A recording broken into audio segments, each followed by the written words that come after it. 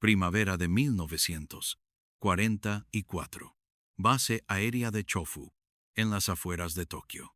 El aire huele a combustible de aviación y a la tensión metálica de la guerra. Cada mañana, el suelo tiembla con el rugido de los motores Nakajima Ki-80 y 4, los cazas más avanzados del imperio japonés. Los pilotos, la flor y nata de la nación, se preparan para interceptar las incursiones de los B-29. Los mecánicos, con una devoción casi religiosa, revisan cada cable, cada válvula, cada remache. Esta base es un microcosmos de la maquinaria bélica imperial, precisa, implacable y supuestamente infalible. Pero algo se está rompiendo desde dentro. Un Ki-84, en perfecto estado tras una revisión completa, sufre un fallo de motor inexplicable durante el despegue y se estrella al final de la pista. 2 días después, otro caza pierde el control en pleno vuelo, entrando en una barrena de la que el piloto no puede recuperarse. Semanas más tarde, un escuadrón entero se ve obligado a regresar a la base por problemas hidráulicos simultáneos, abortando una misión crítica. Las investigaciones son exhaustivas y frenéticas. Los ingenieros desmontan los aviones recuperados pieza por pieza. No encuentran absolutamente nada.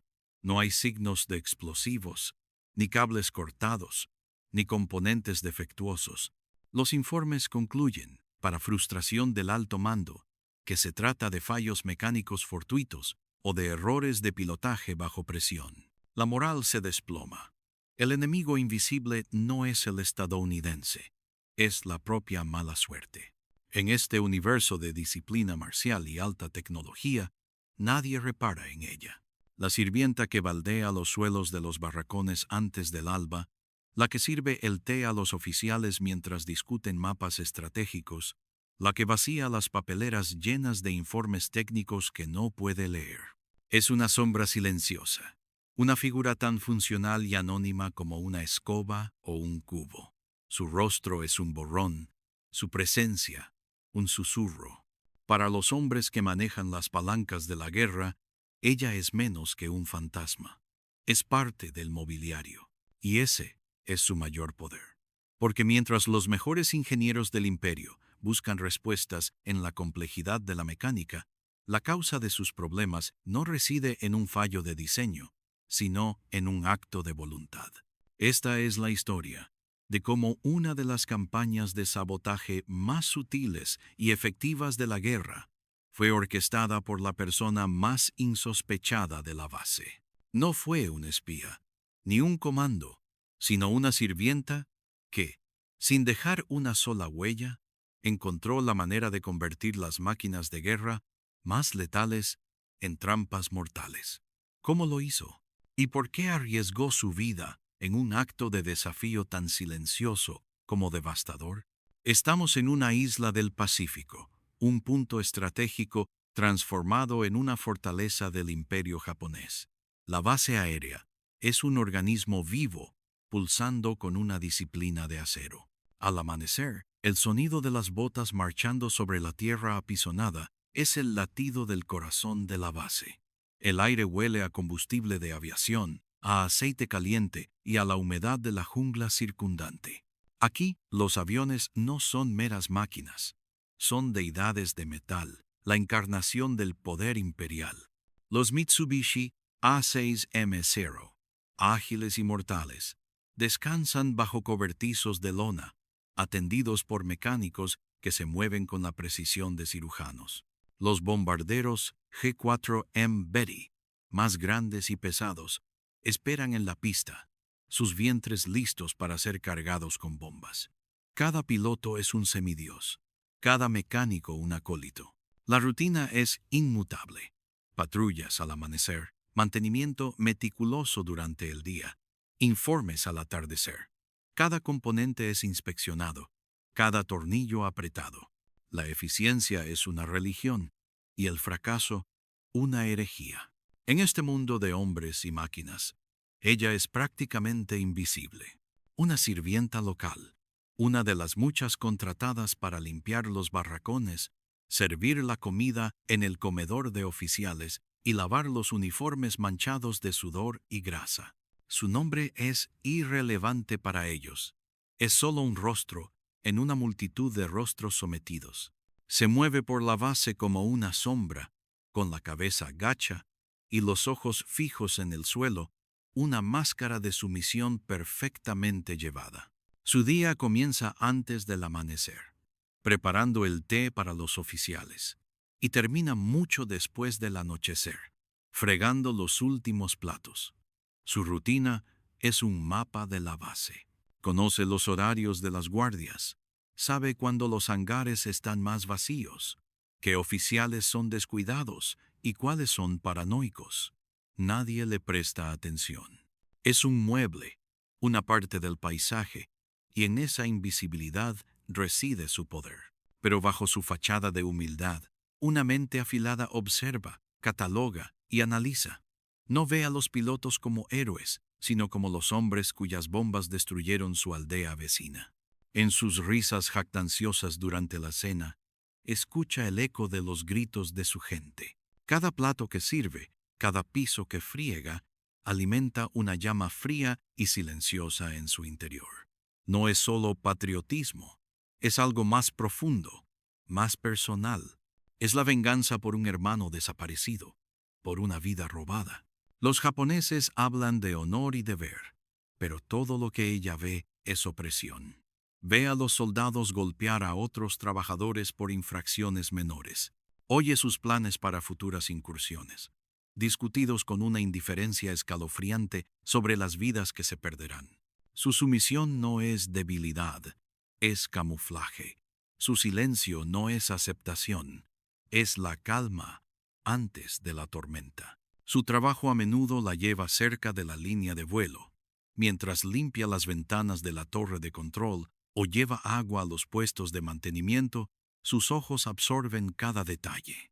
Observa a los mecánicos trabajar en los motores, sus manos moviéndose con una familiaridad experta sobre cables y tuberías. Aprende a distinguir el sonido de un motor sano del de uno que falla. Nota qué partes son revisadas con más frecuencia, cuáles son consideradas críticas. Ve las cajas de herramientas dejadas sin vigilancia por momentos, los pequeños descuidos nacidos de la arrogancia y la rutina. Se familiariza con el flujo y reflujo de la actividad en los hangares. Sabe que después de una misión, los aviones son sometidos a un chequeo exhaustivo. Pero antes de una patrulla de rutina, la prisa a veces conduce a la complacencia. No necesita entender la aerodinámica ni la ingeniería de combustión. Solo necesita entender la rutina, las personas y sus debilidades. Y mientras los pilotos pulen sus leyendas y los mecánicos veneran sus máquinas, la sombra silenciosa que les sirve el té está aprendiendo exactamente dónde y cómo hacer que sus dioses de metal caigan del cielo. La invisibilidad era su armadura. Día tras día, ella se movía por la base aérea como un fantasma, una presencia tan constante y funcional que se había vuelto transparente. Para los pilotos arrogantes y los mecánicos cubiertos de grasa, ella no era una persona, era una función, la que traía el té, la que barría las virutas de metal del suelo del hangar, la que vaciaba las papeleras llenas de informes descartados y envoltorios de cigarrillos. No tenía nombre, solo un propósito servil. Y en esa anulación de su identidad, encontró su mayor arma. Su mente, sin embargo, nunca estaba en reposo. Mientras sus manos realizaban tareas monótonas, sus ojos registraban cada detalle con una precisión fanática. La guerra no se libraba solo en el cielo, se libraba en los patrones, en las rutinas de esta base, que se había convertido en su prisión y su campo de observación. Aprendió el lenguaje de la base, no a través de las palabras, sino del ritmo. El rugido de los motores al amanecer para las patrullas matutinas, el silencio tenso del mediodía bajo el sol abrasador, el murmullo cansado de los mecánicos al anochecer, sus voces mezcladas con el chirrido de las llaves inglesas y las maldiciones ahogadas. Comenzó a cartografiar la base en su memoria. Sabía que el sargento Tanaka, jefe de un equipo de mantenimiento, siempre se tomaba 10 minutos extra para fumar detrás del depósito de combustible a las 15:30, dejando a sus subordinados sin supervisión.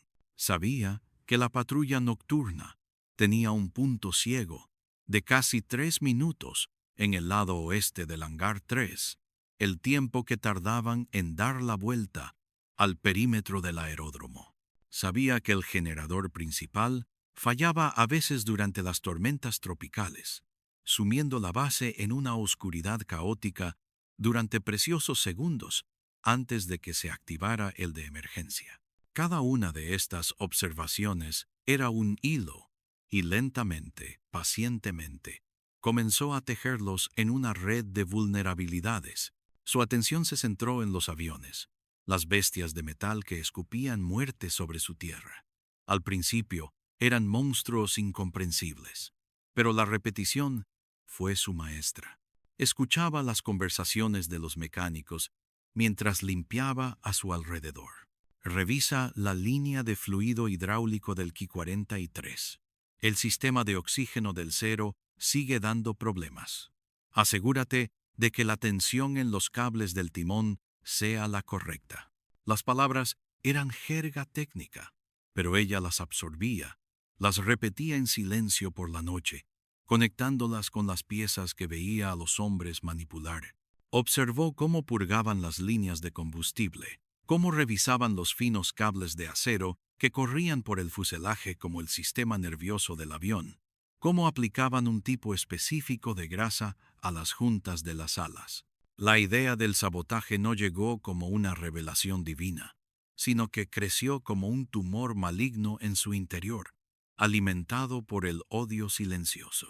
Se alimentaba de los fragmentos de conversaciones que captaba, pilotos riendo mientras describían un bombardeo exitoso sobre una aldea que ella conocía, oficiales brindando por la gloria del emperador mientras su propia gente moría de hambre. Un día, mientras servía la cena, escuchó a un joven piloto, apenas un muchacho, describir con escalofriante detalle cómo había ametrallado a civiles que huían por un camino.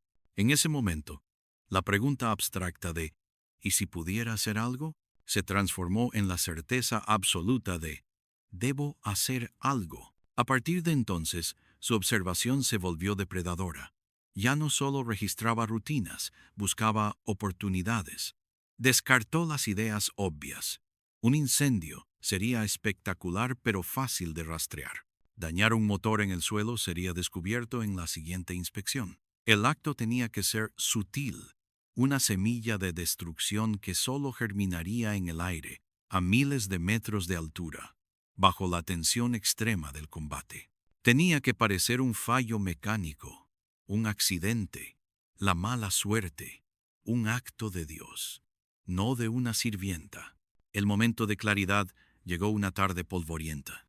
Vio a un mecánico novato limpiar torpemente una pieza del motor con un trapo sucio. El sargento a cargo lo abofeteó y le gritó sobre la importancia de la limpieza, sobre cómo una sola partícula de arena en el lugar equivocado podía gripar un pistón o atascar una válvula. Arena. La palabra resonó en su mente. La arena estaba por todas partes. Era tan omnipresente como ella, y igual de ignorada. El plan comenzó a cristalizar. No un sabotaje burdo, sino una contaminación. Una pequeña cantidad de abrasivo fino, casi polvo, introducido en un sistema vital, no en el combustible que se filtraba varias veces. Pero, ¿y el aceite del motor? ¿O el fluido hidráulico que movía las superficies de control críticas? Un daño lento, progresivo, invisible a una inspección visual. Una degradación que se manifestaría como una respuesta lenta de los controles. Una pérdida de presión fatal durante un giro brusco o una picada. El piloto no sabría lo que estaba pasando hasta que fuera demasiado tarde. Su avión, su arma de terror, se convertiría en su ataúd. Sopesó el riesgo. Era absoluto. Ser descubierta no significaba una ejecución rápida. Significaba interrogatorio, tortura, una muerte lenta y ejemplarizante para aterrorizar a los demás. Pero luego sopesó el impacto. Cada avión que derribara desde el suelo era un piloto menos, una máquina de guerra menos. Eran aldeas que no serían bombardeadas, vidas que serían salvadas. Su vida, una existencia de servidumbre silenciosa contra la de ellos. La elección era clara. El miedo seguía ahí, un nudo helado en su estómago, pero estaba enterrado bajo capas de una determinación fría como el acero. La sirvienta invisible había terminado su planificación. Ahora era una saboteadora, esperando pacientemente la oportunidad perfecta para ejecutar su sentencia. La noche del 14 de octubre es oscura, sin luna. El tifón que se aproxima ha cubierto el cielo con un manto de nubes densas y bajas, sofocando la luz de las estrellas. El aire es pesado, húmedo, cargado con el olor a sal y a la inminente lluvia. En el hangar principal de la base, el silencio es antinatural. Durante el día, es un infierno de motores rugiendo, herramientas metálicas golpeando y hombres gritando. Ahora, es una catedral de metal y sombras. Las siluetas de los cazas Mitsubishi A6M0 descansan en filas ordenadas, como depredadores dormidos, sus alas extendidas como las de aves rapaces. Ella no necesita forzar ninguna cerradura. No hay necesidad de sigilo de ladrón. Su acceso es total, su presencia, esperada. Es la mujer que limpia los suelos, la que vacía las papeleras de los oficiales, la que recoge los restos de comida. Es invisible. A las 23 horas, su turno ha terminado oficialmente, pero a menudo se queda hasta tarde para terminar tareas olvidadas. Un hábito que sus supervisores ven como diligencia. Esta noche, esa diligencia es su coartada. Con un cubo y un trapo en la mano, se mueve por el perímetro del hangar, su figura menuda apenas perturbando las largas sombras proyectadas por las luces de seguridad solitarias. Su corazón late con la fuerza de un motor al arrancar, un tambor sordo contra sus costillas, pero su rostro es una máscara de serenidad aburrida. Cada paso es deliberado, ni demasiado rápido, ni demasiado lento, el ritmo de una mujer cansada que solo quiere terminar su jornada. Su objetivo es un cero específico, el que lleva el número de cola a uno menos 108. Sabe que es el avión del líder de escuadrón, un piloto arrogante y condecorado cuyas hazañas son el tema de conversación en el comedor de oficiales. Ha observado a los mecánicos trabajar en este avión durante semanas. Conoce sus rituales, sus atajos, sus descuidos. Sabe que el mecánico jefe, Tanaka, siempre revisa los sistemas de combustible y aceite, pero a menudo pasa por alto una inspección detallada de las líneas hidráulicas secundarias, confiando en las revisiones programadas. Ahí reside su oportunidad. Se arrodilla junto al ala de estribor, fingiendo limpiar una mancha de aceite del hormigón. Sus herramientas no son llaves inglesas ni destornilladores, son objetos de su mundo, irreconocibles como armas de sabotaje. De un bolsillo oculto en su delantal, saca un pequeño objeto envuelto en tela, una aguja de coser gruesa, la punta rota y aplanada, hasta convertirla en una diminuta cuchilla, y un pequeño trozo de lija de grano fino, robado del taller de carpintería y no más grande que su pulgar. Con una mirada rápida a su alrededor, se desliza bajo el fuselaje del avión. El olor a aceite hidráulico, combustible y metal frío la envuelve. Este es el vientre de la bestia. Siguiendo la ruta que ha memorizado, sus dedos encuentran un pequeño panel de acceso cerca del tren de aterrizaje, asegurado por dos simples cierres de presión. Los mecánicos los abren con una herramienta especial. Ella lo hace con la uña del pulgar, reforzada por meses de presión deliberada. Los cierres ceden con un clic casi inaudible que, en el silencio, suena como un disparo. Dentro, un laberinto de cables y tuberías.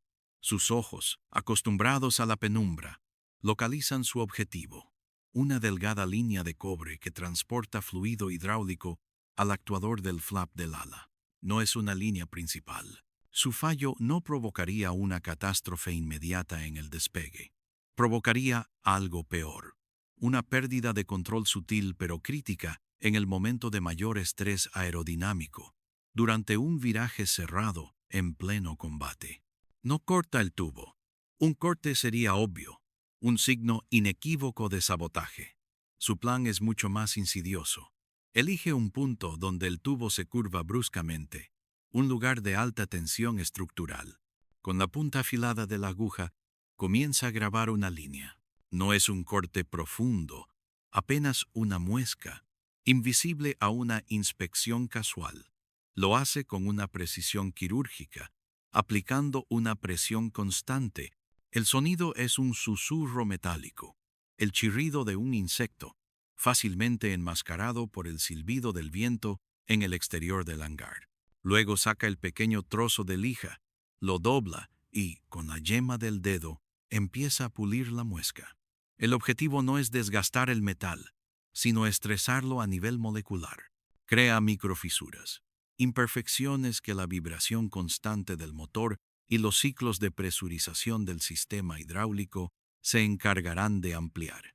El cobre, debilitado, acabará por ceder. Podría ser en 5 horas de vuelo, o en 10. Podría ser en la próxima misión, o en la siguiente. Será una rotura por fatiga, un fallo mecánico, que los investigadores atribuirán a un defecto de fabricación o a un mantenimiento deficiente. Nunca a la mano de una sirvienta. El trabajo dura 10 minutos que se sienten como una eternidad. El sudor le perla la frente y le gotea en los ojos, pero no se detiene a limpiarlo. Cada segundo que pasa bajo el avión es un riesgo monumental. Un guardia que decide cambiar su ruta. Un oficial que regresa a por unos papeles olvidados. El descubrimiento significaría una tortura y una ejecución segura. Finalmente se detiene. Pasa el dedo por la muesca. Es casi imperceptible al tacto. Sopla suavemente para eliminar cualquier partícula de metal. Con el mismo cuidado, cierra el panel de acceso, asegurándose de que los cierres encajen perfectamente. Retrocede arrastrándose, y una vez de pie, utiliza su trapo de limpieza para borrar cualquier huella, cualquier marca de su presencia en el suelo o en el fuselaje. El 0 a uno menos 108 parece intacto, perfecto, una máquina de matar lista para la batalla. Pero ahora lleva dentro una semilla de destrucción, una herida invisible y fatal. Recoge su cubo y su trapo. Se aleja del avión con la misma cadencia lenta y cansada de antes. Cruza el hangar y sale a la noche ventosa, desapareciendo en la oscuridad. Nadie la ha visto. Nadie ha oído nada. El sabotaje se ha completado sin dejar rastro. Un acto de guerra ejecutado no con una bomba, sino con una aguja de coser y una paciencia nacida de un odio silencioso. Ha plantado una muerte que florecerá a miles de metros de altura, lejos de cualquier sospecha. A las 6:15 de la mañana del 12 de octubre de 1944, el motor Nakajima Sakae del Mitsubishi A6 Makinko Zero, número de serie 3471, ruge con una fiereza impecable.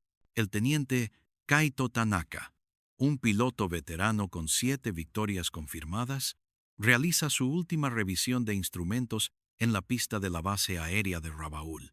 Presión de aceite, estable. Temperatura, en verde. Todo parece perfecto.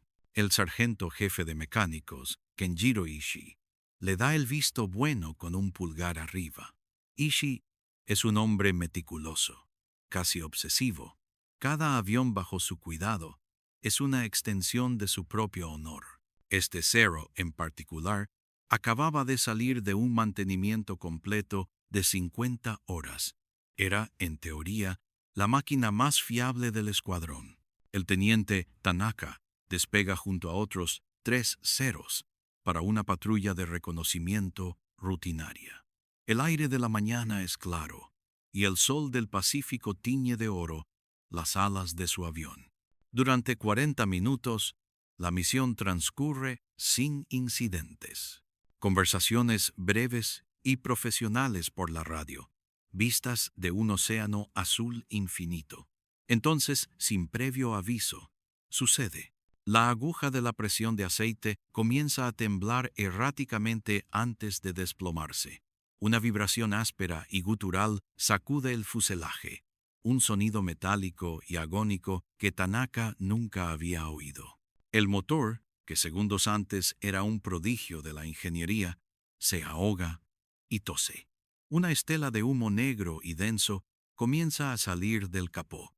Mayday, Mayday, fallo de motor. Grita por la radio, su voz tensa por la incredulidad y la adrenalina. Estoy perdiendo altitud. No responde. Sus compañeros observan impotentes cómo el 3471, en lugar de planear, cae casi como una piedra, girando en una espiral descontrolada hacia el océano. No hay explosión, no hay fuego, solo un silencio repentino en la radio y una mancha de aceite y restos que se extiende lentamente sobre las olas. El teniente Kaito Tanaka y su avión desaparecen sin más. De vuelta en la base, la noticia cae como una bomba. El sargento Ishii se niega a creerlo. ¿Fallo de motor? Imposible. Insiste al comandante de la base. Yo mismo supervisé cada tornillo, cada manguera. Los registros están impecables. El aceite era nuevo. Los filtros estaban limpios. Ese motor estaba en perfectas condiciones. La frustración y la vergüenza son evidentes en su rostro. Un fallo de este tipo no es solo un accidente, es una mancha en su reputación, un insulto a su pericia. La investigación comienza de inmediato, con una furia silenciosa y metódica. Ishii y su equipo se encierran en el hangar. Desmontan un motor idéntico, buscando una posible debilidad de diseño. Revisan los registros de mantenimiento del avión perdido una y otra vez, buscando una firma omitida, una nota fuera de lugar. No encuentran nada. Interrogan a cada mecánico, a cada miembro del personal de tierra que se acercó al avión en las últimas 24 horas. Todos cuentan la misma historia. Una rutina normal, sin anomalías. Mientras tanto, en la cocina del comedor de oficiales, una joven sirvienta lava los platos. Su nombre es Chiyo, y nadie le presta la más mínima atención. Ella escucha los fragmentos de conversaciones que flotan desde las mesas, las voces frustradas de los pilotos, la ira contenida de los oficiales. Un fallo inexplicable. Mala suerte. Quizás un defecto de fábrica. Cada palabra es un martillazo en su pecho. Sus manos, sumergidas en el agua jabonosa, tiemblan ligeramente, pero su rostro permanece impasible, una máscara de servil obediencia. Cuando pasa por el hangar para llevar té a los mecánicos exhaustos, ve al sargento Ishii con la cabeza entre las manos, rodeado de piezas de motor esparcidas por el suelo. Su mirada se cruza con la de ella por un instante. Él solo ve a una sirvienta, una sombra, en la periferia de su mundo de aceite y metal. Ella ve a un hombre derrotado por un enemigo que no puede ver ni comprender. El miedo, frío y paralizante, la recorre. ¿Y si sospechan? ¿Y si alguien la vio? Mantiene la cabeza gacha, sirve el té en silencio y se retira, su corazón latiendo tan fuerte que teme que puedan oírlo. La investigación se intensifica. Se considera la posibilidad de sabotaje, pero se descarta rápidamente. No hay signos de entrada forzada en el hangar. No falta ninguna herramienta.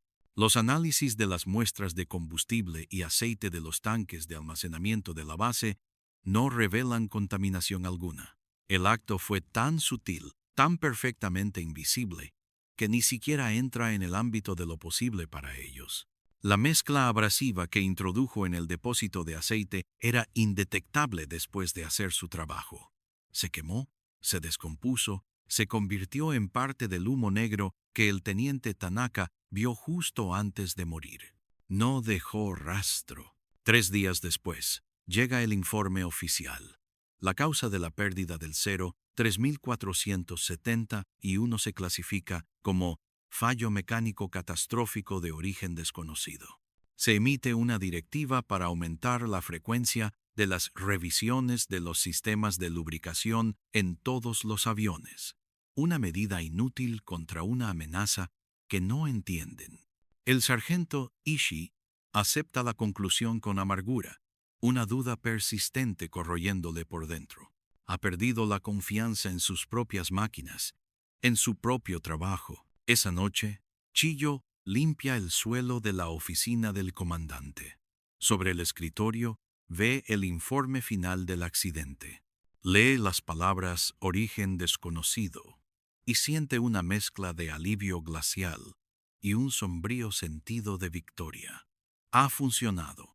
Ha asestado un golpe, silencioso pero letal, desde el corazón mismo de su base. Mientras barre el polvo bajo la alfombra, sabe que ella, la mujer invisible, es un fantasma en su maquinaria de guerra. Un fantasma que puede volver a atacar. Y la tensión de ese conocimiento, el miedo constante a ser descubierta, se convierte en el aire que respira, el precio silencioso de su resistencia. El impacto de un solo avión perdido puede parecer insignificante en el gran esquema de una guerra mundial, pero la historia no es una simple suma de estadísticas, es una cadena de eventos donde cada eslabón importa. ¿Qué misión tenía ese avión? ¿Llevaba a un piloto as, cuya pérdida desmoralizó a su escuadrón? ¿Transportaba mapas cruciales para una ofensiva inminente? ¿O su fallo en un momento crítico de una batalla aérea provocó la pérdida de otros aviones que dependían de él? Quizás nunca lo sepamos. El registro oficial japonés simplemente anotaría la pérdida de un aparato por causas desconocidas o fallo mecánico. Un incidente lamentable, pero común en tiempos de guerra. Nadie pensaría en la sirvienta. Nadie buscaría la causa en un grano de arena. Y así, el acto perfecto se disuelve en la burocracia de la guerra, su verdadero impacto imposible de medir, pero innegablemente real.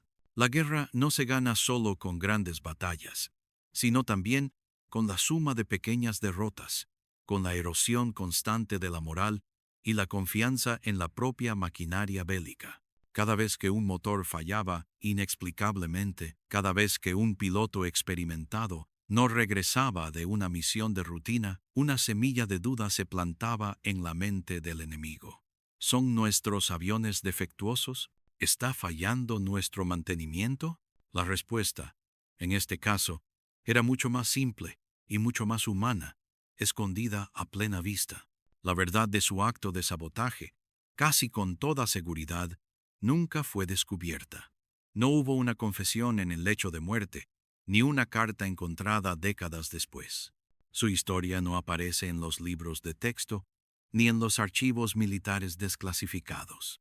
Su nombre se ha perdido, como el de millones de personas anónimas que vivieron y murieron bajo la sombra de la guerra. Es probable que ella continuara su vida, sirviendo té, limpiando suelos, moviéndose silenciosamente por los pasillos del poder sin que nadie sospechara jamás del acero que guardaba en su interior.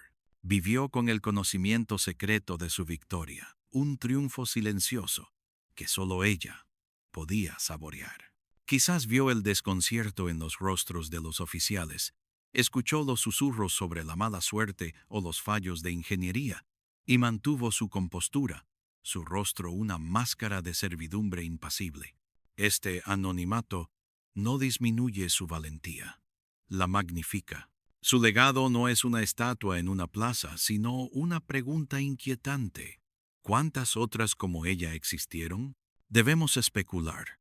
¿Cuántos actos de resistencia similares ocurrieron en la clandestinidad? llevados a cabo por gente corriente a la que la historia ha olvidado. El trabajador forzado en una fábrica de municiones que, accidentalmente, calibra mal una máquina. El cocinero que contamina sutilmente la comida de una guarnición. El traductor que omite un detalle clave en un mensaje interceptado. Son actos de guerra invisibles, imposibles de rastrear, pero con un efecto acumulativo devastador. La narrativa histórica tiende a centrarse en los generales, las batallas y las grandes estrategias. Pero debajo de esa historia oficial existe otra, una guerra librada en las sombras por los invisibles, personas que usaron las únicas armas que tenían a su disposición, su acceso, su conocimiento íntimo de las rutinas del enemigo y el hecho de que nadie les prestaba atención. La sirvienta de la base japonesa no es solo una anécdota, es el símbolo de todos esos héroes anónimos. Su historia nos obliga a reconsiderar nuestra definición de heroísmo. No siempre se trata de empuñar un arma en el frente de batalla. A veces, el acto más valiente es un susurro en lugar de un grito, un gesto sutil en lugar de un ataque frontal. Es la valentía de la inteligencia sobre la fuerza bruta, del coraje silencioso sobre la gloria pública. Estas historias no contadas son cruciales. Nos recuerdan que la resistencia puede adoptar innumerables formas y que el espíritu humano puede encontrar una manera de luchar incluso en las circunstancias más opresivas. Al recordar a esta heroína sin nombre, honramos a todos aquellos cuyos sacrificios nunca fueron registrados, cuyas victorias nunca fueron celebradas. Su legado es un eco silencioso en los corredores de la historia, un recordatorio de que a veces el acto más pequeño de desafío puede cambiar el curso de los acontecimientos, incluso si nadie se da cuenta. La historia de la guerra está llena de explosiones, de generales y de grandes batallas. Pero a veces, el evento más decisivo no es un estruendo, sino un susurro. La historia de esta sirvienta es la prueba definitiva. Una mujer considerada invisible, cuyo uniforme era un manto de irrelevancia, llevó a cabo un acto de guerra tan sutil como devastador. No usó bombas ni rifles. Su arma era su conocimiento del entorno, su paciencia y un puñado de una sustancia tan común que nadie pensaría en buscarla. Su legado no está escrito en ningún monumento ni en los libros de historia. No hay medallas con su nombre, ni desfiles en su honor. Su victoria fue silenciosa, observada desde las sombras mientras el caos que sembró era atribuido a la mala suerte, al error del piloto, a un fallo mecánico inexplicable. Cada avión que se estrellaba, cada misión que fracasaba, cada piloto enemigo que no regresaba, era un eco de su acto solitario, un acto que demuestra que la resistencia no siempre grita. A veces, se esconde a plena vista, en la rutina diaria, en las manos de aquellos que el poder ignora. Cuántas vidas aliadas se salvaron gracias a ese motor que se gripó en el momento crítico. Cuántos ataques se evitaron porque un escuadrón quedó en tierra. Nunca lo sabremos con certeza. Pero su historia nos obliga a preguntarnos, ¿cuántos otros nadie anónimos cambiaron el curso de la historia con actos de valentía silenciosa? Personas que vieron una oportunidad donde otros solo veían su trabajo diario y que entendieron que la invisibilidad podía ser un arma. Así que la próxima vez que piensen en la guerra, recuerden a la sirvienta de la base aérea. Recuerden que el poder no reside únicamente en los ejércitos o en las máquinas de guerra. A veces, el arma más poderosa es la inteligencia subestimada y el coraje de actuar cuando nadie está mirando. Recuerden que la historia no solo la escriben las grandes figuras, a menudo la reescriben aquellos cuyo nombre ni siquiera conocemos, con un simple acto, un susurro que se convierte en un trueno,